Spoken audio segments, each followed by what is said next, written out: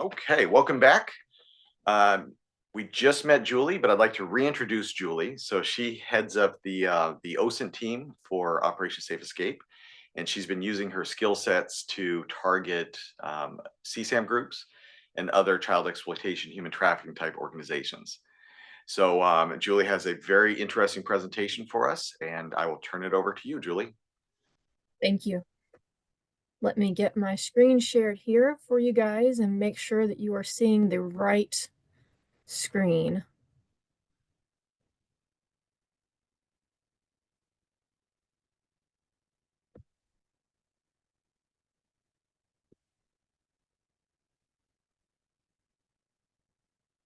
Okay, are you seeing the right screen, guys? Are you seeing my slides and not the speaker notes? I'm seeing speaker notes. Okay. And now? Perfect. Awesome. So welcome to my talk. I want to let you guys know this is the first time I'm actually telling my story. It is Survivor to Hunter, an overcomer's story of surviving domestic violence and cult control. So some legalities we need to cover here. The thoughts and ideas I'm presenting in this presentation are my own and do not reflect the ideas and beliefs of Operation Safe Escape. This presentation may contain triggering content. This presentation may offend you. I can almost promise you that someone's going to walk away offended, and I'm sorry. There will be language. There will be talk about sexual abuse. There will be talk about domestic violence. And there will be talk about abuse of power within religion. I want to first of all thank Operation Safe Escape for giving me the platform to speak. I have been denied the opportunity to speak for numerous conferences for fear that I would offend somebody. I've even been denied to tell my story within churches for fear of offending their population. So finally, having a platform in which I can freely tell my story is very liberating. So thank you. My story is my own and one that demonstrates the abuse of power in religion. This is in no way, shape, or form to condone any specific religion, denomination, or spirituality. It only shares one story, my story, which is an abuse of power.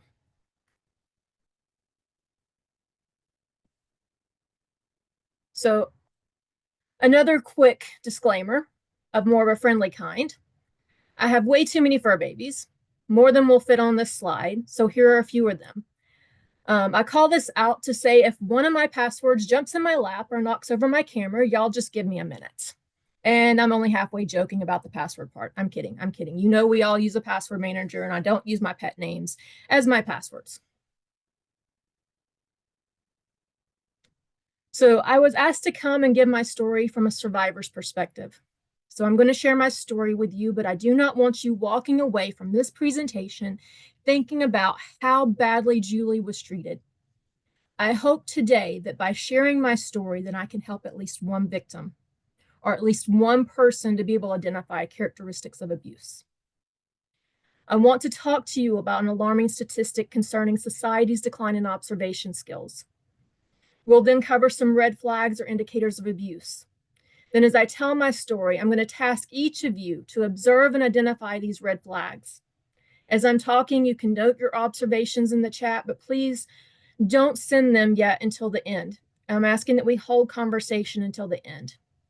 Next, I'll provide one working theory on why victims of abuse and misuse of power stay. And then I'll be wrapping up by providing recommendations on how to help victims of abuse and those who are involved in cults, and providing security recommendations for victims of stalking. So who am I, and why should you listen to me? And I'm Julie Beck, and over the course of this presentation, you're going to learn more about me and who I am and my credentials. We're going to save a little bit for the last. Before I dive into my story, I want to talk to you about a prevalent issue in our society. People's ability to observe is on the decline. Research has shown that people are losing their ability to observe and communicate their observations in detail. Research published in the Journal of Social and Personal Relationships shows that smartphones encourage cognitive offloading. This is where individuals rely on their phones for information retrieval, navigation, and other tasks, which can lead to a decline in memory and observation. This is partly due to how the brain processes images from a cell phone. Our society is constantly looking down at a cell phone, which has had an impact on our attention span. The research also indicates there's a decline in people willing to stand out and be unique or to stand up for others. A 2020 study by Pew Research Center found that many Americans, especially younger generations, report a fear of social backlash as a significant deterrent when it comes to expressing unpopular opinions or standing up for a cause. About 64% of millennials and 56% of Gen Z stated they were concerned about how their opinion would be received in public spaces, such as on social media or in professional settings. This suggests that standing out may be more difficult for those who fear rejection than judgment. This decline in the ability to observe, paired with the fear of rejection, is impacting our society from identifying and calling out abuse. What is even more scary is that the decline in observational skills is not only impacting our kids in this upcoming generation, but our law enforcement officers as well. It becomes evident in cases like Gabby Petito and Micah Miller. Gabby suffered from intimate partner violence. I believe both of these individuals suffered at the hands of an abuser and gaslighter, and society and law enforcement failed to recognize the signs and act upon them. If you've never read the book or listened to Amy Herman, I highly suggest her content. She uses art to train medical students and law enforcement on how to be more observant and to capture details. With that said, I'm going to be sharing my story with you today. And while I'm sharing, I want you to be observant. And I want you to think about the red flags or indicators of abuse that you hear about. I hope that when we leave this conference today, you understand some of the indicators of abuse and that you'll be able to identify and potentially help a victim of domestic violence, intimate partner violence, or from cults.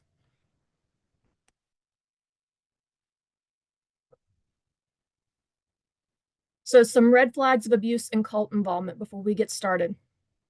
Red flags of abuse, domestic violence, or even cult involvement go unnoticed. Many times, even trained eyes like police overlook or fail to observe the red flags and indicators.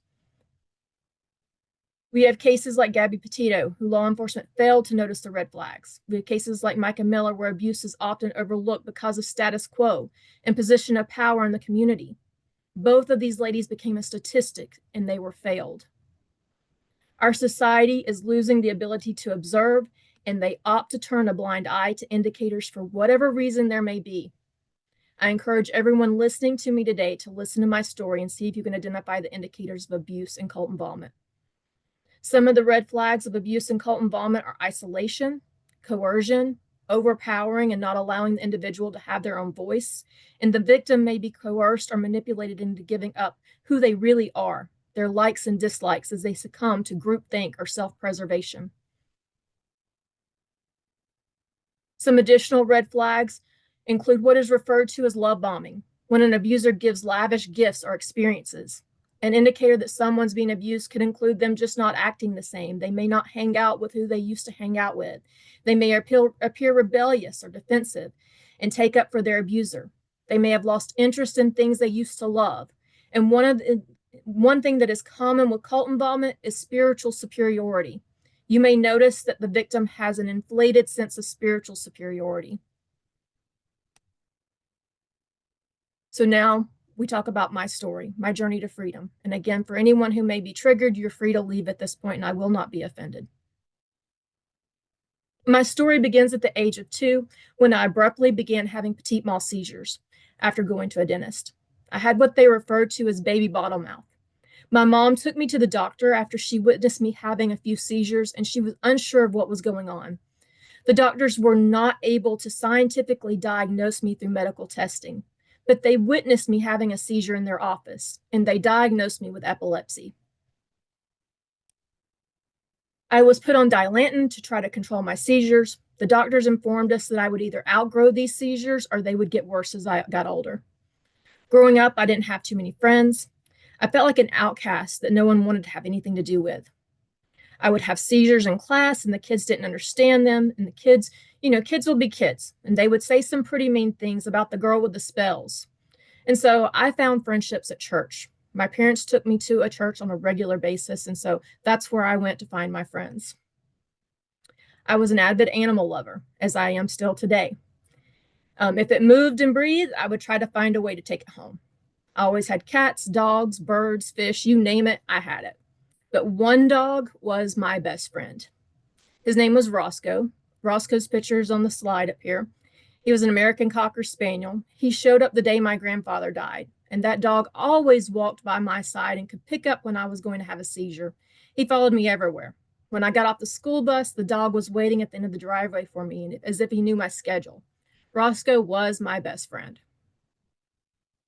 I grew up in a Christian home, and my mother was quite zealous in her beliefs. We were Pentecostal. She prayed about everything and claimed to hear from the Holy Spirit and the Lord directly about every aspect of our lives. We went to a small church made up of mostly older adults, and there were only a handful of youth, but that is where I went to make my friends. And the church felt like a family-only club to me, though. Everyone had their pew labeled with the last name. Anyone been to those churches? You go in and they're labeled. They have the plaque on the end of it, and it's got their last name. And like, nope, this is my pew. No one else is allowed to sit here. And so that's where we went. When I was only 15 years old, a newcomer came to the church. That day, everyone was in an uproar about the audacity of this new person to come in and tell them that they were the Valley of Dry Bones. Women in the bathroom were gossiping, talking about, I heard he's been divorced. How dare he come in here and try to start telling us how we're all going to hell on his first visit. I had just left from Sunday school that day, and I was going into the congregation, and I went to join my parents, and they were introducing themselves to him. My mom practically grabbed my arm and pulled me into him, and she was saying, "This is our daughter, Julie." He smirked and shook my hand. That day came and went, and a few weeks later, this newcomer began calling me on the phone. I didn't understand why a grown man was calling me other than to get information about the church. He was 14, almost 15 years older than me. He began asking me about an older friend of mine, and I sort of thought he had an interest in her. But then he began calling me every night, asking me about my day, my relationship with my parents, and telling me that I was different and that I was called by God.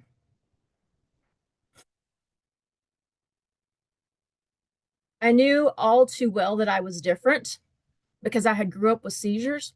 My low self-esteem was made apparent when I said, I know I'm different. Excuse me.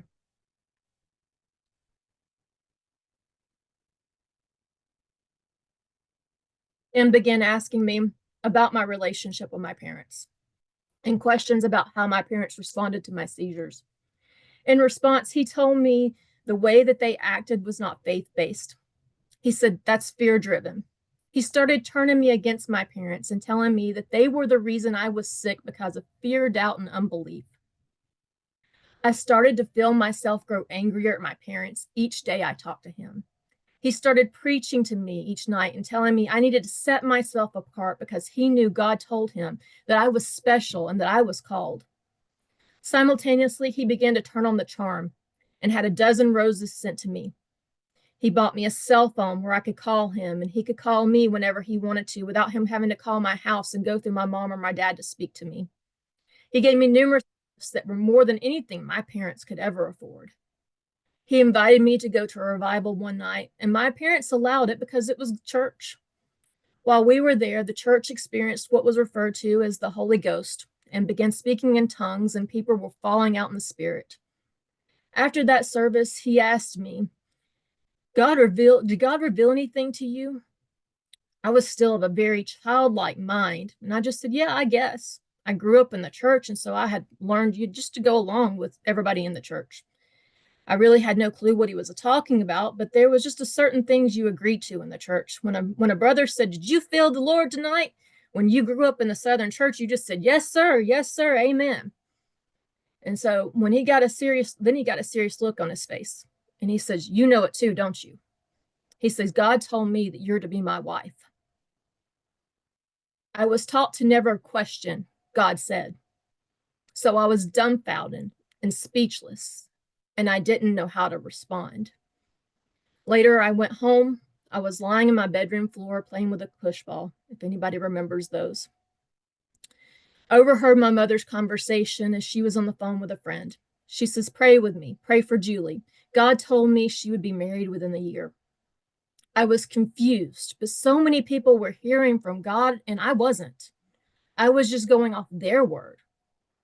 A couple days later, he asked me to come to his house to help him. So I showed up to this guy's house and he introduced me to his mother who lived with him. And he painted a picture to me that he was helping his old feeble mother on one of the many phone calls that we had had. He excused himself to go to the bathroom while I was there. And his mom said, "Come here." She says, "You know he's a psychopath, right?" And I laughed, thinking she was joking. I had never really heard that term as an actual psychological diagnosis. I had only heard it as a kid where you made fun of some other kid saying, "You're a psychopath," right? And so, but she says, "You know he's a psychopath, right?" And I said, "I don't know." And she says, "No, I'm being real. He's been diagnosed by a psychiatrist that he's a legit psychopath." About that time, he came out of the bathroom and told his mom, "Shut up, Mom." And he pulled me into his bedroom. She began yelling obscenities, and I wondered who was the crazy one here. He pulled me into his room, and my mouth about dropped. He had buckets and buckets and buckets of ammunition, guys. I'm not lying to you when I say buckets of ammunition filled his room, and guns were lying all across his bed and his bedroom floor. ARs, shotguns, rifles, pistols, grenades, machetes, you name it. It was sprawled out across his room. He started moving things around. He told me, "Sit down." He moved some machetes and some weapons around. I sat down on his bed and he sat down next to me. And then he began kissing me and telling me that he knew God had kept me for him and that I was to be his wife. He began fondling me and forcing himself upon me. I was scared to death for all the guns and weapons around me. I was scared he would kill me if I resisted. As he sensed I was scared and I just wanted to leave, he told me, "God doesn't look at no marriage license, Julie. Do you think they had marriage licenses back in Jesus's time?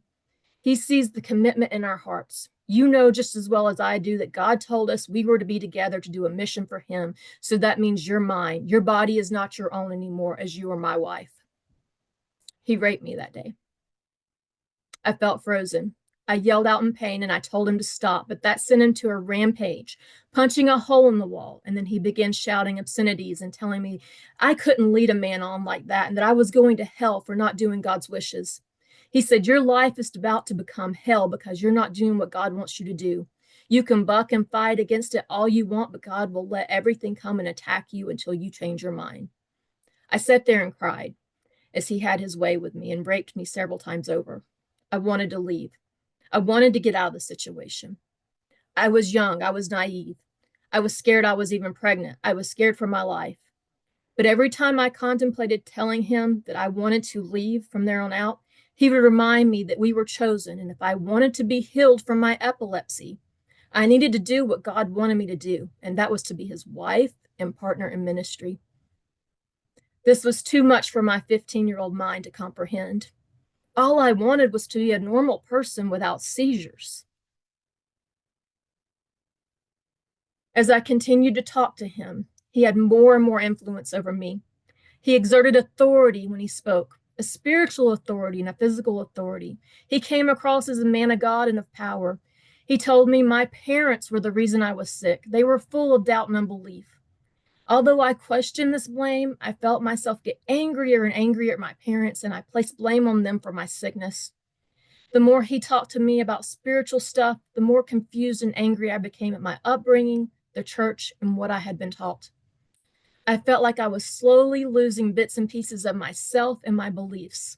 Not only now was I questioning my beliefs and being made to rethink my upbringing and what I had been taught in church, I was going to be forced to give up physical possessions and things I had liked. Anything that was symbolic of me, of my life as I knew it, I was forced to give up. I was an avid music lover. I played piano. I collected CDs, baby dolls, books, and loved my animals. I had over 30 Cabbage Patch Kids and 20 porcelain dolls and over 200 CDs in my music collection. Anybody else do the Columbia House CD collection? You get so many CDs and 2 cents. Yeah, that was me. And I had over 200 CDs in my collection. Upon moving in with him, though, he refused to allow me to bring some of my most beloved stuff, including my piano that my parents had worked so hard for. He sold it and told me that it wasn't coming to his house. I was heartbroken over this. My parents had worked to save up enough money to buy me a black lacquer piano after I had gotten saved. After I got saved, I came home that night and almost magically began playing the song that was playing as I walked down the aisle. So my parents invested in music lessons and buying me that piano. It was one of my most prized possessions. The one thing I fought tooth and nail to keep, though, that he made me give up everything else, I fought to keep my dog.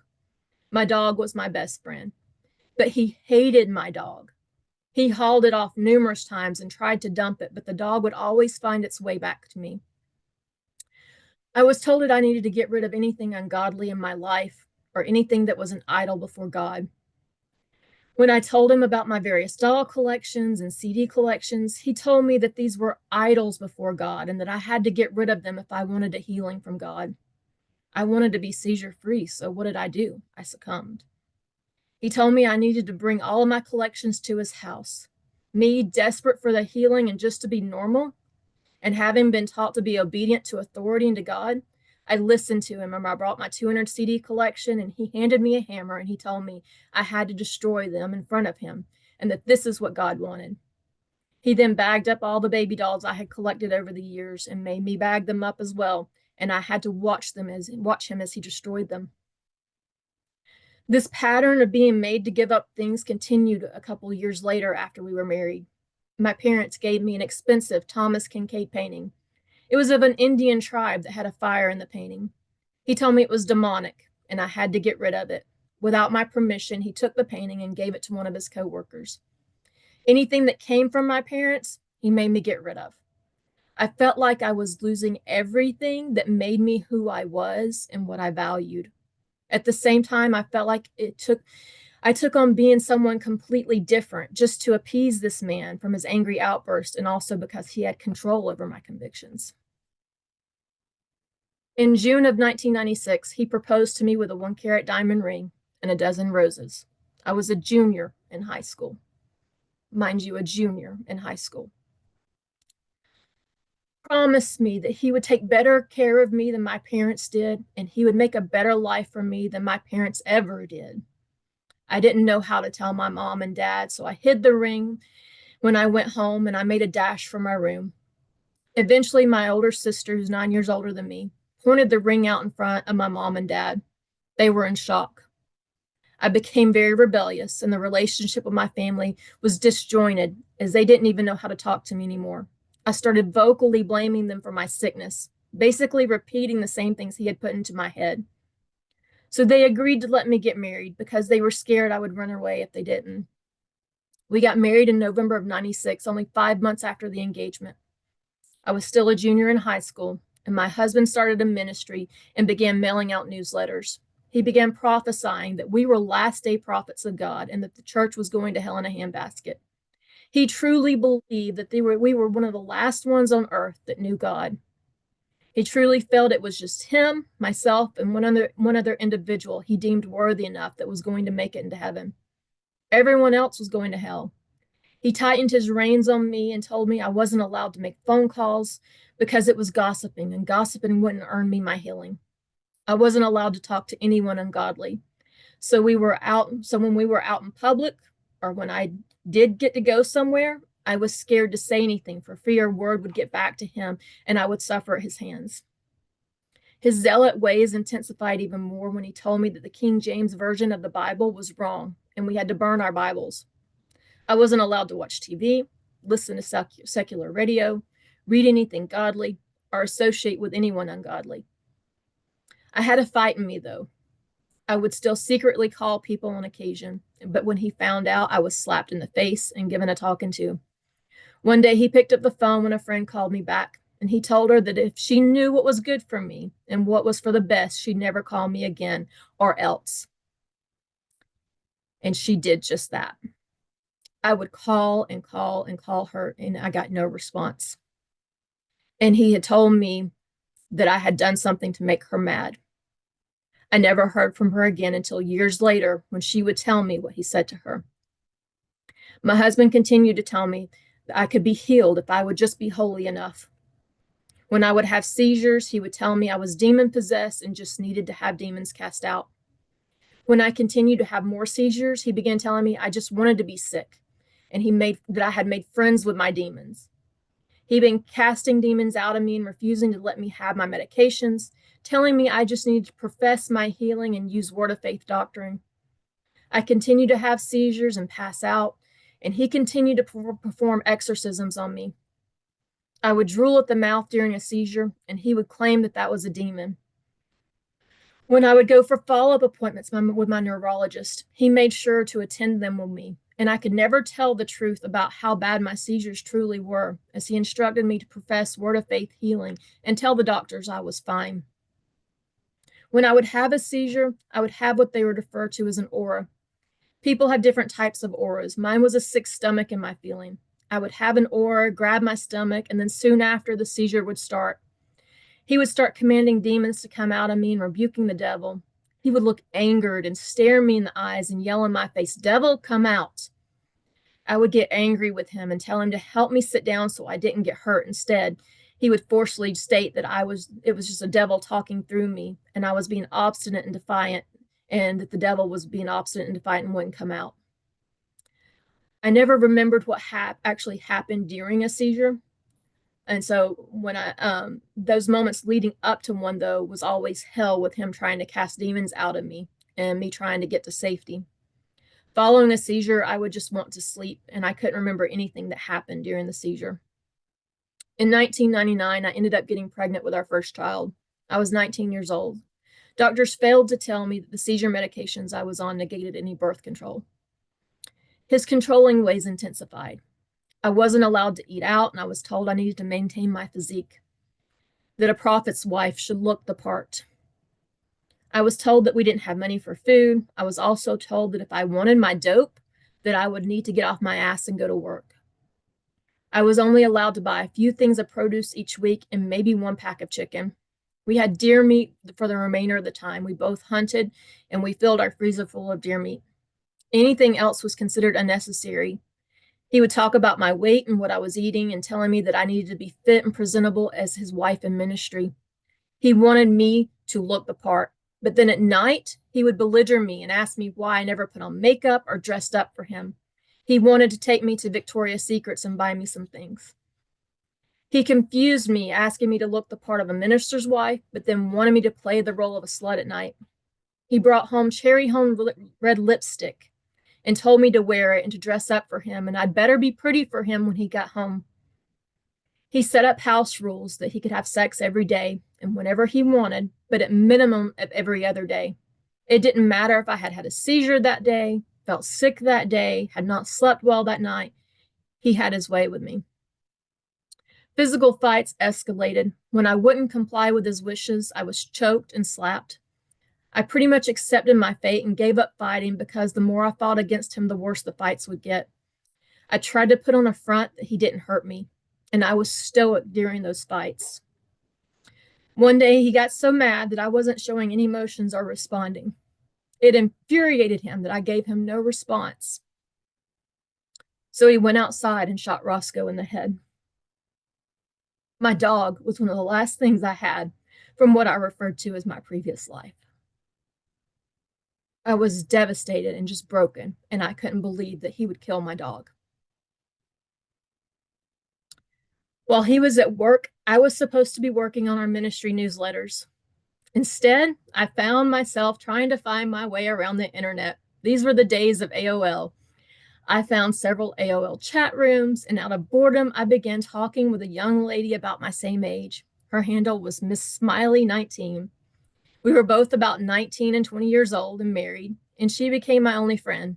I got to talk to her for a few months, and then she disappeared from the internet, never to be heard from again. So then I found IRC channels like Internet Relay Chat. And as a result of my ignorance, I got booted out from many of those channels for asking questions. I'd end up with a blue screen of death and panic to get the computer back operational before my husband found out I had been on it. To cover up my actions so my husband wouldn't find out, I figured out how to clear the history and would turn the computer back off and put everything back perfectly in place like he had it before he left for work. So when he got home, it didn't appear like anything was out of place. I made sure to put the mouse back where it was, the chair back where it was, and like everything was back in its place. When he came home and got on the computer, I would sit and just hold my breath, worried that I left something out of place and that he would find out I had been on the internet. The internet, though, became my only out, but I still didn't trust enough people to disclose too much of what was going on at home. During the day when he was at work, I began looking at source code and trying to figure it out and began playing around with what is now known as parameter tampering. Just by changing a word in the URL, I can make the page do something completely different or turn the page a different color. This was long before the days of website security when they would even code specific roles into the URL. The URL would have something like role equals buyer or role equals admin. So I started changing it to role equals admin, and I figured out how to get access to things I wasn't supposed to have access to. My husband began to be resentful. He wanted me to pray and to get healed and not take the medication. And instead of being the provider he once promised me that he would be, he refused to buy my seizure medication and told me that I needed to quit being lazy and go to work. I attempted to go to work and earn money for my medicine. However, I had a conundrum. Legally, I wasn't supposed to be driving if I hadn't been seizure-free for 6 months. I ended up having multiple car wrecks as a result of driving and having a seizure. One time, I was driving home around midnight. I had a job around Christmas at a store called Piercing Pagoda in Athens, Georgia. I left work that night exhausted. Stress and being overly tired could induce a seizure for me. Additionally, seeing bright headlights flashing before me could induce a seizure. I left work that night and got on the interstate, and I felt an aura coming on. I tried to get to safety.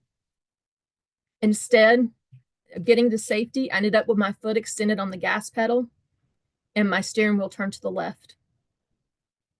I crossed over a median and oncoming traffic, and I wedged my car between two trees only 10 feet away from a raging Oconee River. Luckily, someone saw me crossing over, and they called 911. The emergency vehicles came, and they had to use jaws of life to get me out of the car. I was taken to the hospital that night. You'd have thought that a husband would have been sympathetic and caring and ensuring that I got the care I needed. Instead, I was met with anger, and he was furious. He yelled at me and at the hospital staff, telling them that I didn't need to be there because I was just demon-possessed. He said he was going to take care of me himself. He told me, "We are leaving." He yanked the IV out of my arm and pulled my arms until I complied. The hospital staff approached him and told him they didn't recommend that I leave and that I needed medical attention. I had broken my nose, and they needed to get me to a therapeutic level of medication before I left. They presented him with a clipboard and told him to sign a waiver that he was leaving against their advisement. He shoved that clipboard back into the doctor's chest and says, "Fuck you, I'm taking my wife home, and if you try to stop me, there will be repercussions." Everyone just watched us leave as I was crying in pain and uncertain what my fate would be that night. When we got home, the next few days, his demeanor changed. He started calling me by a nickname he gave me, saying, "Aw, Tadpole, are you hurting?" He brought me gifts from the store of roses and jewelry. On particular good days, I tried to use this time to see if I could get by with making a phone call. However, when he found out I made that call, it was like a light switch had flipped. His anger was back in full force. His anger began to reveal itself even more. He would get furious and his eyebrows would furrow and his nostrils would flare as he got onto me for not being the wife God called me to be. This pattern of him being nice for a couple of weeks to a month and then flipping continued. I would think to myself, well, he's changing. This time it'll be different. He's nice right now. So I'd stay and I'd just tell myself this was a normal part of marriage and we're learning to love someone through their good and bad days. I succumbed to the lifestyle of being the minister's wife.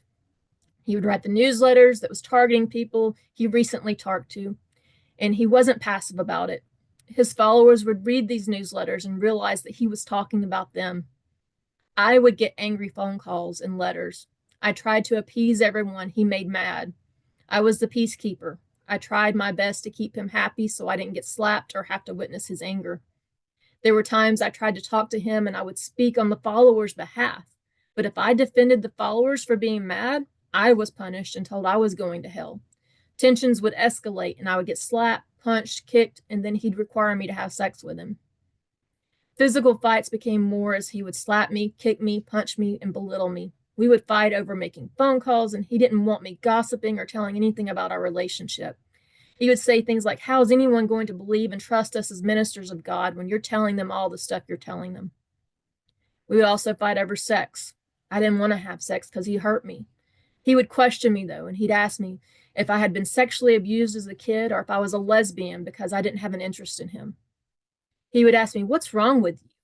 He would boast about his manliness and tell me that I wouldn't find anyone else like him, especially in bed, because he had made himself to be the perfect partner in bed. When I still didn't have any libido, he brought home vodka and mixed up a drink. He didn't tell me what was in it, but handed me the glass and told me to drink the entire thing. Mind you now, I was on over 20 pills a day at this time, trying to control my epilepsy. I had also just given birth to our third child and was breastfeeding. Alcohol and medications don't mix. I laid on that couch, my head swimming and the room circling, and I swore if I could ever get up that I would kill him with my bare hands. But I just passed out and he forced himself on me. In 2003, we had moved yet again because he ticked off yet another employer. We moved about every 3 months. The previous move, he had sent a letter to his employer who had recently been diagnosed with cancer, telling him that if he didn't get right, something awful was going to happen to him because God would have ensured it. This guy took it as a threat and called the police on him. We moved about 3 hours away from my parents each time. Each time we moved further and further and further out. After this move, I found out he had a pornography issue. And I found this out when I opened a cable bill one day. There were pay-per-view after pay-per-view of sexual videos. He'd also got into trouble at work for sexual harassment of other women. We moved yet again. This time, a neighbor down the street would regularly walk, and she recognized all the signs as we were moving in. The fights, the bruises, the yelling, the fact that I didn't make eye contact with her, and that he took over all conversations. She came to the house one day and tried to befriend me, and I was told by my husband to not associate with her. He says, look at her eyes. She's demon possessed. I was made to fear everyone outside of him. To isolate me even more, I was told that everyone in his family hated me and that I was lazy. In an attempt to make amends with his family, I called his sister one day. And I didn't think he'd have an issue with me calling his family, but he did. I confronted his sister and I told her about what he had said. I wanted to be like, hey, you got beef with me? Let's fix it. And I told her, I said, he said everyone in the family hated me. And his sister told me that if anyone wasn't liked, it was him, and that no one had any qualms with me. I began to slowly open up to his sister, but I was scared to say too much that it would make its way back to him, and I would be hit again. His sister and I became really close. His sister actually gave me a van so that I could have the freedom to leave when I wanted to. However, when he saw it in the yard, he got angry and began asking questions. He found every reason under the sun why I couldn't have the van. Despite him wanting me to get off my ass and go to work and pay for my own medicine, he didn't want me having that van, and he didn't want me asking for help. So he put a for sale sign on it, and it was sold the next day. I wanted to leave so badly, but I couldn't. Every time I tried to leave, he would suspect something, come home and stop me. If he caught me trying to leave, he used physical force to keep me there. He pushed me up against a wall with his forearm across my neck so I couldn't breathe. There was times I was wrestled to the ground and he would choke me until I gave up. As he was holding me down, he gloated that he knew body mechanics and he knew how to take a grown man down twice his size. Then once he was sure I had no more fighting me, he would start cleaning his machete and guns and peering over at me to intimidate me. Then he would preach at me and tell me how I was disobeying God's will for our lives and my life was going to be hell for trying to break up our family. One night as I was running away from him and he was chasing me with a knife, I ran outside. I ran down the street screaming for help, but no one would come outside. Instead, they locked their doors thinking that I was crazy. I went to a neighbor's house and beat on the door until someone finally came. I tried to tell everything that was going on and that I feared for my life, but they were also very religious. They ended up advising me to go back home and be the Proverbs 31 woman and pray my husband through. I was so confused. I felt so torn about my convictions. I went back home, but I was scared. I had so many mixed emotions. I was scared for my life, but didn't want to displease God and go to hell. I was so torn that I called up someone and begged them to take me to church where I hoped I could get some answers. Someone did take me to the church, and I went to the altar and just cried and cried and cried. I was so broken. Someone from the church came out and talked to me and advised me once again to go home to my husband and work things out. I was advised to be humble and ask for forgiveness and to make peace with him. So I went back again and asked him to go to counseling with me. He agreed to go to counseling, but he said he had to choose the counselor. When we got to counseling, he was so authoritative. He began telling the counselor all of these things I had done wrong and how bad of a mom and wife I was. The counselor looked at me in disgust and asked for my side then. But I was so taken back and heartbroken. I was scared of saying anything for fear he would beat me, and so I just sat there. I couldn't form words. My brain seemed paralyzed with fear, and I felt like I was being framed and set up. I didn't even know how to defend myself in this moment. Everyone he talked to, he put on a godly front that no one would have believed that he became such a monster when we got home. He acted like a godly, righteous man that had a direct connection to God himself. Everyone he met held him in high esteem until they really got to know him. Fast forward to 2005, my husband came home and announced that God had sent another woman into his life that was a much better lover, wife, and mother than I could ever be. But because he still loved me and because God didn't approve of a broken home, I was to live downstairs while he and his mistress lived upstairs.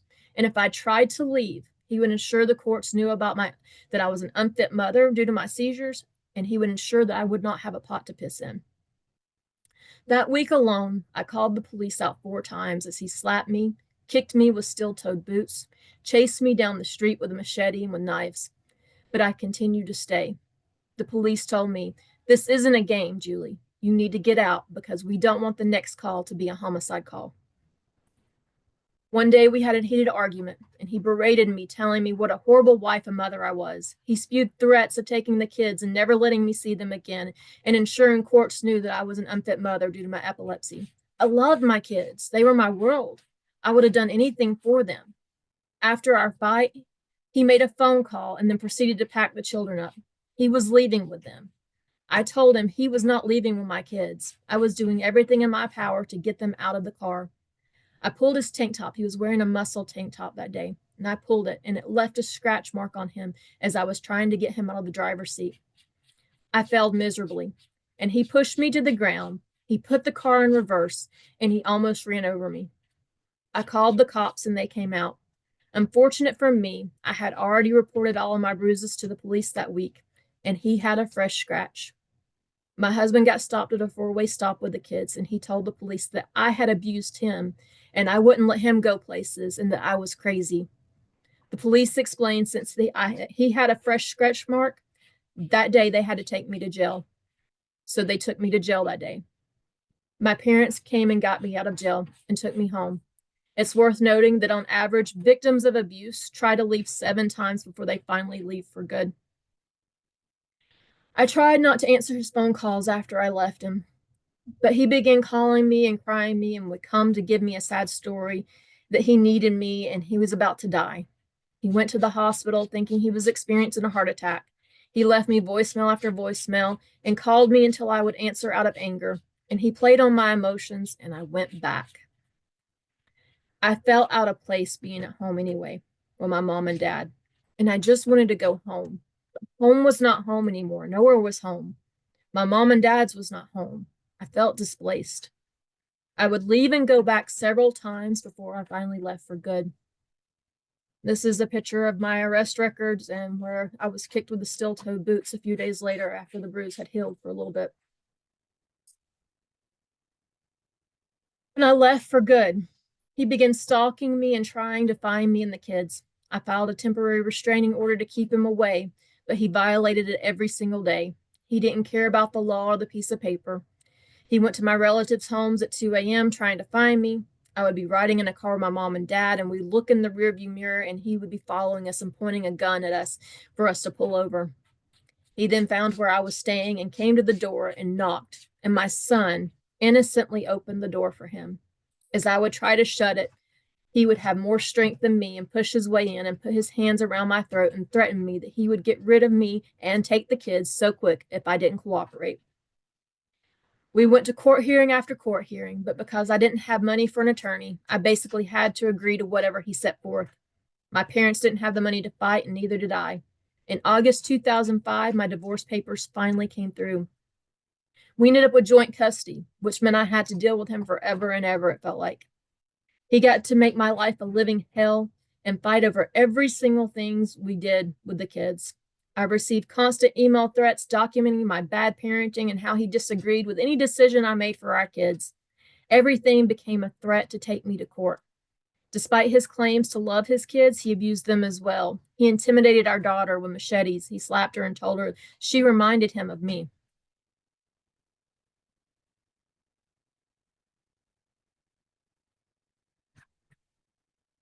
When I was back home with my mom and dad, I continued to have seizures and they got worse. I was on over 26 pills a day, having multiple seizures a day. I went to a local doctor and was telling them all the things I was experiencing, and they began writing me off as having psychosis. They ran EEGs and could not identify epileptic activity and was even questioning my original diagnosis. They had me thinking I was going crazy, that I was making stuff up in my head. I lived in fear of having a seizure every waking moment. I wasn't living life, I was just surviving. I would attempt to iron clothes. I had a seizure and the iron fell on me and burned me. I would attempt to cook. And once I dropped a frying pan full of grease on my foot as I convulsed. I tried to cook in the microwave because I thought it was a safer option. A seizure would happen and I would get confused. I'd put a fork in the microwave and start a fire. I had to make accommodations pretty much for everything I did to anticipate a seizure. I was scared to walk outside for fear of passing out and my kids would wander off and no one would find them or me. Finally, in 2005, after doctors ran numerous tests on me, they couldn't find any evidence of epilepsies. The doctor told me, I've done all I can do for you. I'm going to send you to Emory University Hospital. Again, I was on 26 pills a day, having multiple seizures a day. Emory says, we're going to do an EEG. It's like, come on, guys. Y'all done EEGs before. You've never found anything. They're like, trust us. I'm like, fine. Do what you've got to do. Jump through the insurance hoops. I was frustrated when the first thing they wanted to do was yet another EEG. I pushed back, but again, they said, trust us. This time, things were different. I got a phone call telling me they found epileptic activity. You guys, I think I danced around my living room, exclaiming, I'm not crazy after all. They told me if I agreed to go through further testing, they may have a solution for me. I agreed, and they put me through a series of medical tests, including the video monitoring test, a CAT scan, a WADA test, psychological testing. They put me through several tests. But all of these tests resulted and they coincided, and they determined that my seizures were originating from my right temporal lobe. And what this meant that I was a candidate for brain surgery. March 1st, 2006, I had an 8-hour long brain surgery. Every day after surgery, I woke up wondering if today would be the day that I would have a seizure. But each day continued to pass seizure free. Each day that passed seizure free, I was amazed and just so thankful. But I have to admit, I had a level of skepticism. I would think, is this the day I'll have a seizure again? Will I feel that aura feeling again? As days passed seizure free, I began to live in a freedom I had never known before. I was no longer scared of going outside alone. I could walk down a flight of stairs without the fear of falling, or cook something in the microwave without the fear of starting a fire. 1 year passed seizure free. 2 years passed seizure free. And now going on 19 years seizure free. Additionally, I no longer lived with the fear of the abuse. I broke out of the cycle of abuse. I no longer had the fear of going to hell for every choice I made that went against what my husband wanted. I was living in a freedom I had never known before. Despite being healed, my fights with my now ex-husband continued. He called defects on me over and over. The court's battles continued, and my ex persuaded our boys to come live with him. Again, after not having resources or money to get an attorney, I went and stood for myself, which was a mistake. He had court papers filled out that said I owed him child support money, to which I pushed back. He assured me that he didn't want my money. He says, "You're not my mama. I don't want your money." And his attorney assured me that even if I signed these papers and we came to agreement that I didn't pay him, nothing would happen. So that day, I signed the papers. As we were walking out of the attorney's office, I told my ex, "I want you to put this in writing that you don't want me to pay." He looked at me squarely in the face. He goes, "No, you'll pay me or you'll be in contempt of court." After about 2 years of living with their dad, I got a call in the middle of the night from my son. He says, "Mom, can I come home? Dad's trying to kill me. I'm hiding in the floorboard of my car with the doors locked." His dad had put him into a chokehold and a headlock. As any good mother would do, after threatening to come take care of his dad myself, I told him, "Son, the door is always open for you." My oldest son moved back home. Then a few months later, my younger son decided to move back home without telling his dad. Fights escalated to the point of knives being thrown at him.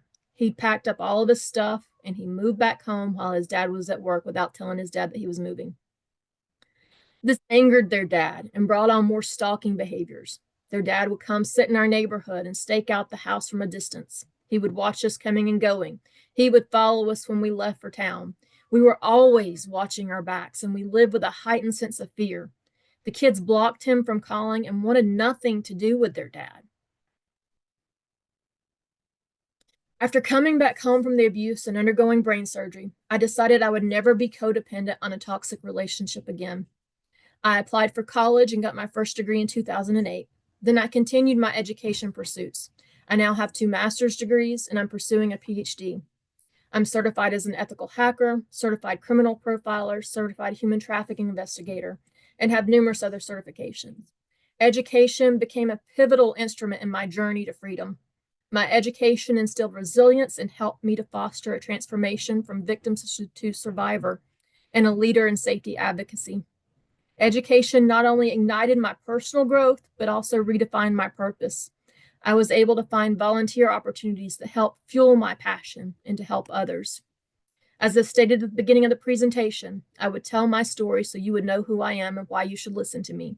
I have numerous degrees and certifications. These degrees have helped me to get into the positions so I could give back. I have focused my efforts on giving to the community and helping other victims.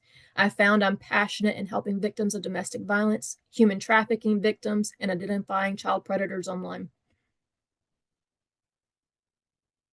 I now volunteer my time and skill sets as an OSINT investigator to Operation Safe Escape and another nonprofit called Skull Games in the area of counter trafficking.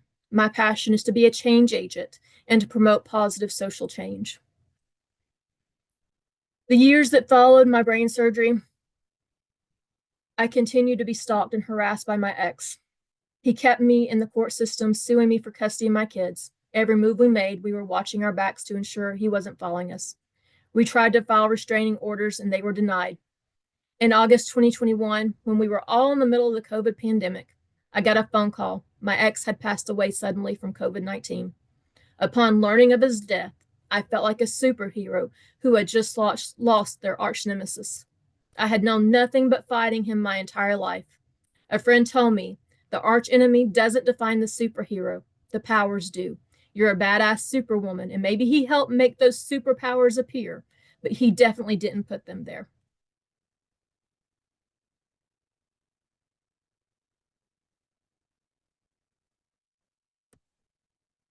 I want to take a moment to discuss why victims of domestic violence stay. This is a commonly asked question. Why did you stay? To answer part of this, we look back in history to a study conducted by Dr. Philip Zimbardo. The Stanford Prison Experiment was conducted in 1971 by Dr. Philip Zimbardo. He ran a newspaper article and asked for participants willing to help with a study on prison life. They would be compensated $15 a day. The experiment was intended to run 2 weeks, but had to be cut short at 4 days. The study was made up of participants that acted as guards and some that acted as prisoners. Both the guards and the prisoners took on their role and essentially adopted a new identity. Guards who had never shown any signs of sadistic behavior became extremely cruel and humiliated the prisoners. The prisoners became blindly obedient in the imbalance of power. The prisoners suffered greatly at the hands of the guards who humiliated them, emasculated them, and abused them. The prisoners were asked if they would want to quit and if they could forfeit their money if they would quit. And they said yes, they wanted to quit. Instead, they were told they would need a parole hearing before they could leave. The prisoners kept playing the part and went back to their chambers, having been told that they needed a parole hearing. They stayed. Let me repeat. They stayed despite this being a voluntary study, and they could have forfeited payment at any time. Why did they stay and not just walk off without pay? These individuals could have quit at any time, but they didn't. I would argue for two reasons. They had took on a new pseudo-identity, and two, the abuse of authority had impacted their thinking. The same concept occurs when someone's been in an abusive relationship. It's been proven that individuals who have been in a cult take on a pseudo-identity. They exhibit a change in their personality, people taking on a new social identity. Groups will talk about someone's been transformed, reborn, enlightened, empowered, rebirthed, saved, surrendered. Members are expected to display this new social identity. They go through repeated acts of self-renunciation in an effort to appease cult leaders, and they stifle their true identity in doing so. I took on a new social identity, and my true personality was stifled for fear of abuse. I lost who I was, and I embraced my new identity, much like these participants embraced their roles. Additionally, there is abuse of authority, which influences their decision. The Stanford study only lasted 4 days before the psychological impact was too much to bear. The abuse of authority was extreme. Imagine the impact of years has on someone in a domestic violence situation or cult where there is abuse of authority. So how can we help? Let's talk about how we can help victims of domestic violence and cult victims. If you remember early in the presentation, there was a slide on red flag indicators. Hopefully you were able to identify some of those throughout my story. Anyone want to volunteer some of those red flags you observed?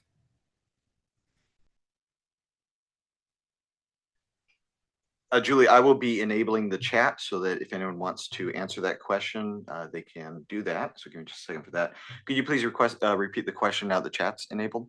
Anyone want to volunteer some of the red flags you observed through my story?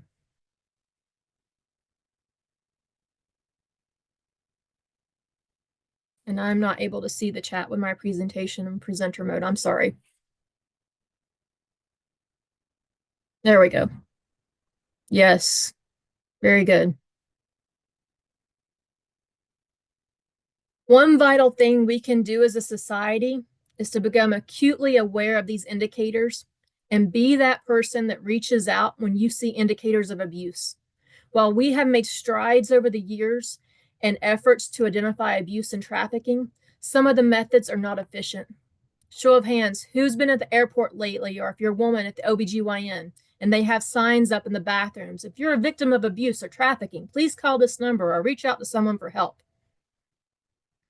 The problem is, as a victim, when you read these signs, it doesn't resonate. I read these signs and it didn't resonate with me because the media has depicted abuse to be so wildly different than what it actually is. I didn't see myself as a victim of abuse. I argue that it takes someone identifying these signs and being observant and building a relationship of trust with that victim and building rapport. It takes that person that they trust to help them to see the abuse. The victim is not going to run up to you and tell you, hey, I'm being abused. So it takes someone identifying and calling it out. All it takes is one person to make that connection. I was lucky enough to have a few people telling me something wasn't right and that I needed to get out.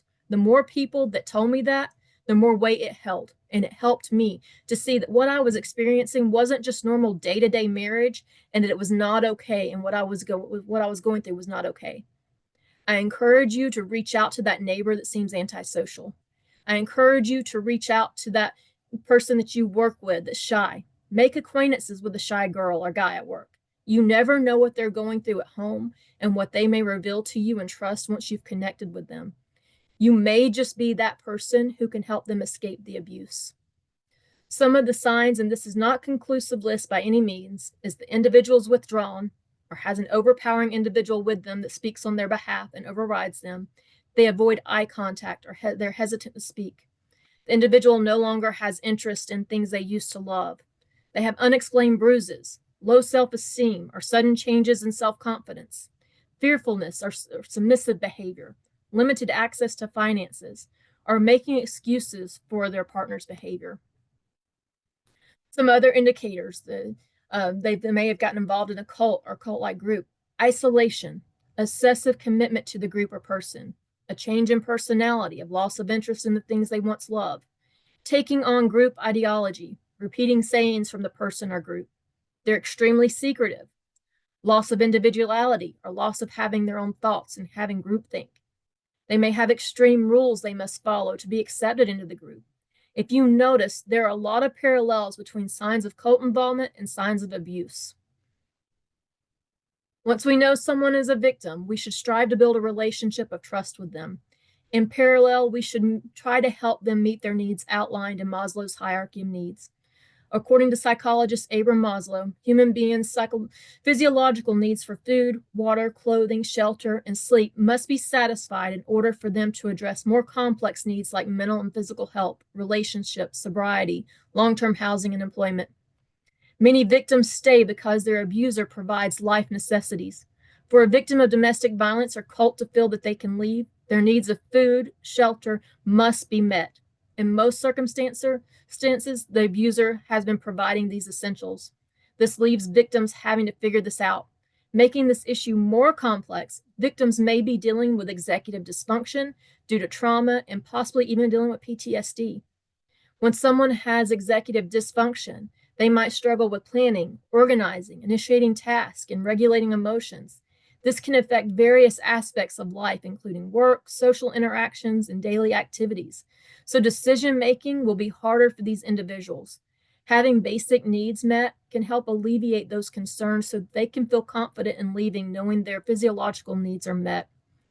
As family or friends who want to help a victim, help ensure these needs are met so they can focus on their safety and their security. Bear with me, we only have a few more slides here, guys. Helping victims of cults could include seeing a thought reform consultant, helping them rebuild relationships and trust, helping them find old loves, things that they used to love to do. Research has proven that if a victim of a cult can see a thought reform consultant without the cult leader present, then there is a high rate of success in changing their thoughts and aiding them to find the truth that's not someone else's truth. Things you may want to avoid saying include things like, oh, you're just brainwashed, or you're in a cult. Can't you see that? Or you can't make any decisions for yourself. You also want to avoid criticizing the cult leader because there's still a very large part of that victim that is very dedicated. And once you say anything negative, they're going to put up a wall and they're going to become very defensive.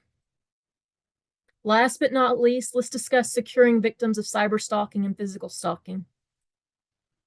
For victims being stalked, I recommend implementing security cameras and surveillance systems. It's important to save these videos to a cloud storage and use a password that is not attributable to you. You should use a complex password you've never used before. For the admin console, the video console, MFA should be turned on in order to access the security feeds. It's recommended that you maintain documentation of stalking incidents, including dates, times, and locations. It's recommended that you consistently report these incidents to law enforcement and get a restraining order. And lastly, I recommend to seek support from networks and online communities. Having this support is going to help you immensely. After leaving a relationship, the significant other knows many details about each other. Passwords are often shared or reused and known between each other. Details like family names, as Chris was indicating earlier, dates of birth, social security numbers, all these things people commonly use to create easy to remember passwords are known. Victims should change all of their passwords to something that is not attributable to them. It is recommended that you use a password manager and let it generate a complex password for you. Additionally, multi-factor authentication should be enabled anywhere it's allowed. Enabling MFA helps prevent unauthorized logins. Lastly, I recommend that victims create an emergency action plan. This should include safe houses, places they can seek refuge, a list of phone numbers of trusted individuals. Additionally, public safety resources should be documented on who to reach out to for help. Thank you for your time today, for hearing me out. If you'd like to read more about my story, I have self-published a book on Amazon entitled A Quest for the Norm. Thank you. I will take any questions if there are. The name of the book is A Quest for the Norm.